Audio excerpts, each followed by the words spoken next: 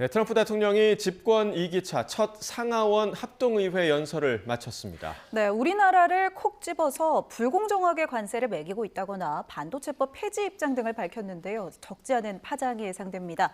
관련해서 김은건 YTN 해설위원과 살펴보도록 하겠습니다. 어서 오십시오. 어서 오십시오. 자, 어제 트럼프 대통령의 의회 연설 주제 아메리칸 드림의 부활이었는데요. 먼저 발언 듣고 이야기 나눠보도록 하겠습니다. The American dream is unstoppable, and our country is on the verge of a comeback, the likes of which the world has never witnessed and perhaps will never witness again. 네, 자, 어제 일단 의회 연설 전체적으로 좀 어떻게 보셨습니까? 네, 한마디로 미국의 부흥을 위해서 어떤 수단과 방법도 동원할 수 있다. 이런 트럼프 행정부의 국정 철학을 재천명했다. 이렇게 평가할 수 있겠습니다.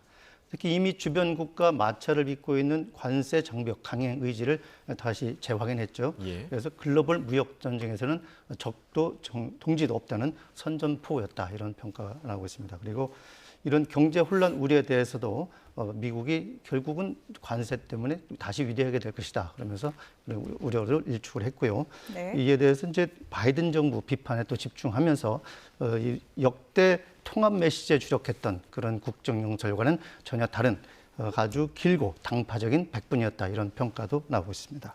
네, 트럼프 대통령의 선전포고인 셈입니다. 우리나라에 영향을 끼칠 발언이 사실 적지 않았는데 대표적인 게 이 관세입니다. 한국의 평균 관세율이 미국보다 4배 높다. 그래서 불공정하다 이런 얘기를 했는데 이게 또 사실이 아닌 부분도 있다고요? 네, 한마디로 가짜 뉴스로도 볼 수 있다. 이런 분석이 나옵니다. 예. 한국과 미국은 자유무역협정 2007년에 체결된 FTA에 의해서 대부분이 무관세로 적용이 돼서 관세 차이가 거의 없습니다. 결국 현재 대미 수입품에 대한 평균 관세율은 0.7%대로 거의 제로에 가깝다는 것이고요. 그래서 이 4배라는 말이 어디서 나왔을까 이렇게 유추를 해보니까 한국이 세계무역기구 WTO 회원국에 부과하는 평균 최혜국 대우 관세율이 13.4%고요. 미국은 3.3%입니다. 그리고 이것이 4배 정도 차이가 나는데 여기에서 이런 유추가 나온 것이 아닌가 이런 분석이 있는데 다만 이것은 미국에는 적용이 되지 않습니다. 최혜국 대우이기 때문에. 따라서 전문가들은 한국이 미국을 상대로 불공정하게 무역 흑자를 누리고 있다는 점을 부각시키려 하기 위해서 이 얘기를 꺼낸 게 아닌가 이렇게 보고 있고요.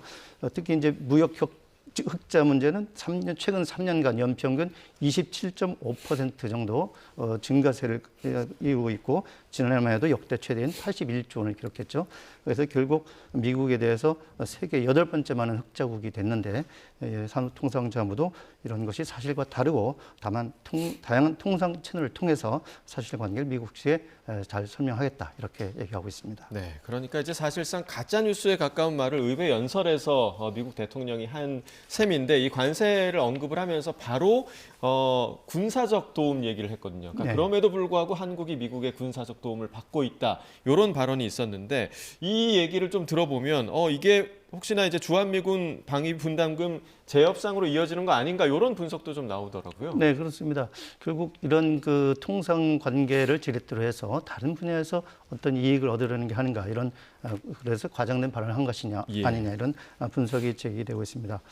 올해 한국의 방위 부담금 1조 4천억 원에 달하는데 매년 막대한 방위 부담을 부담하고 있고요.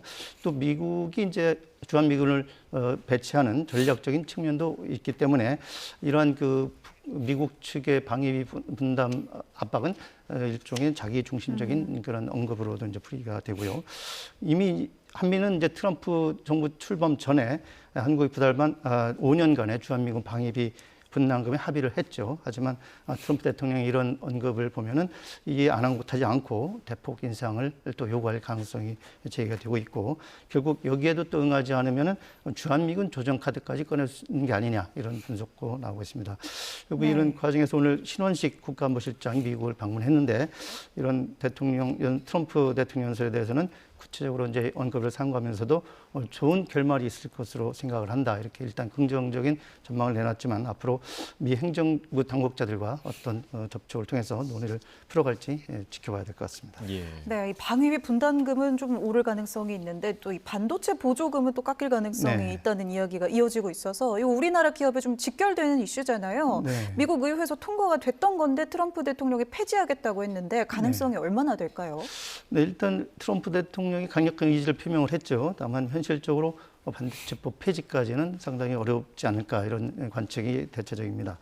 이 반도체법이 트럼프 1기 행정부 때부터 추진이 된 거고요. 그래서 의회에서 지난 의회에서 초당적으로 통과시킨 법안입니다. 그래서 대통령 말 한마디로 이러한 그 법안을 폐기한다는 게 상식적으로 쉽지는 않을 것이다 이런 얘기가 나오고 있고요. 당장 반도체법으로 수혜를 보는 미국 의원들 지역구가 있죠.